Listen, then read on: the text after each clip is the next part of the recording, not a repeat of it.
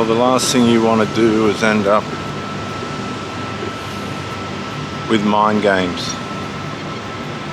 And triangulation is a mind game that they'll play and that they'll use to try and wear you down. Triangulation can work in many different forms. It can come from family members, it can come from people that they're associating with. They'll make excuses to be with other people when they should be with you. This will go on and on and on and on. It's scavagery in a way. They're scabbing supply wherever they can get it. They're using you here as a convenience. That's all you are. No consideration taken for your time or for what you do. And this works against you. They haven't appreciated the fact that you want resolve. They've sought not to have resolve. They've decided that the problem's more important than the relationship, and your mind is racked with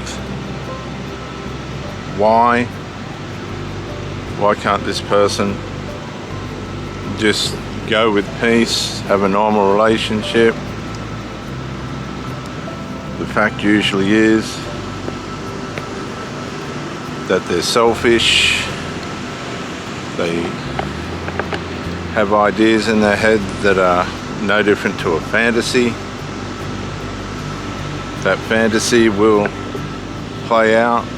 They're determined to make that fantasy play out. That's just how they're going to do it. And you're either going to go along with it,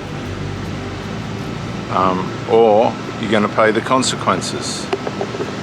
Now, the consequences are covert triangulation. They're not going to let you know that they're triangulating the relationship.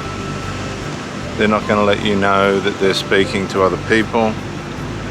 They're not going to let you know that they're getting supply from somewhere else. This will all happen behind your back.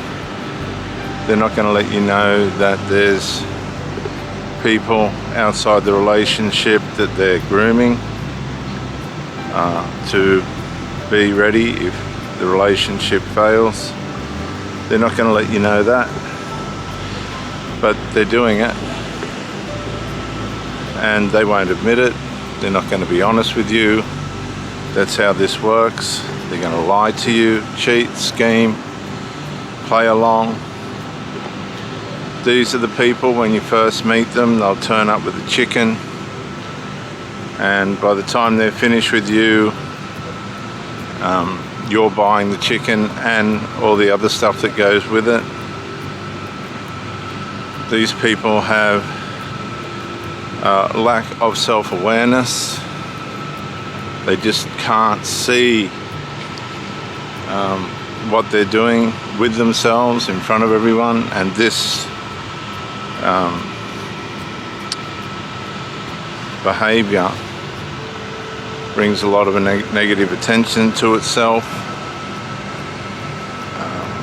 They just got no self-awareness. They don't realize that what they're doing is bringing harm not only to who they are and their person, but to you. And that's what we're concerned about. We're concerned about the harm that's happening to you. And this is coming from a sinful perspective. Now, you can put it all into personality traits and psychologicalize it, but at the end of the day, if you want to really keep it simple, it's sinful, and sin is evil. And that evil is working against you to wear you down, to run you out, to bring you pain, to, hey, to cause you sadness and stress, to make you grow old before your time. And these people just bounce around to where they feel good about what's going on. They don't care how you feel, what's going on with you. You can explain to them. It's not going to make any difference whatsoever. None. At the end of the day, they're going to do what feels best to them and for them. They'll be enmeshed with other people. They need supply of some kind.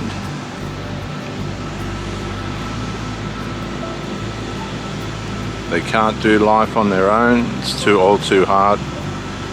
And the enmeshment that they have that's causing the trouble, they know will be the solution for them should the relationship break down, because they've done it before.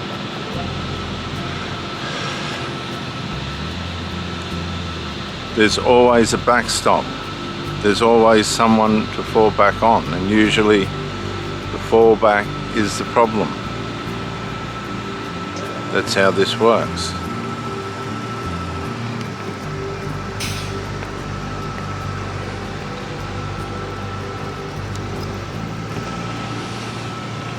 Usually the fallback is the problem, but the fallback is their solution. You have to understand that if somebody values a problem more than you, they will fall back on the problem, even if it brings them undone. They'll fall back on that. And they'll try and recover themselves and fill the void that you leave with the other enmeshments, but it doesn't work. They end up with an emptiness that they can't resolve. And they'll try and fix this void with somebody else, and that won't work. They'll try and, come here please, come here please. They'll try and fix this void with drugs, alcohol, nicotine. They're probably already on these things because they don't deal with things the right way. They think they do, but they don't.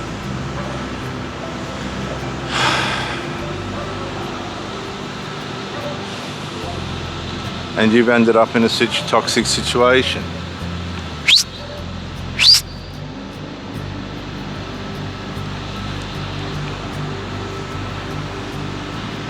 A situation that's going to bring you harm psychologically, if not physically.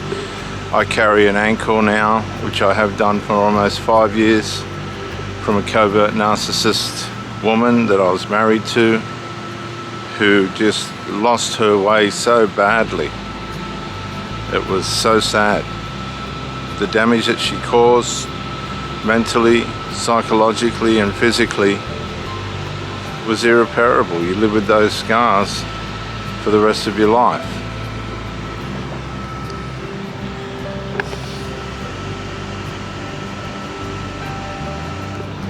And we have to be aware of the fact that there are people out there that are going to cause ruin and harm.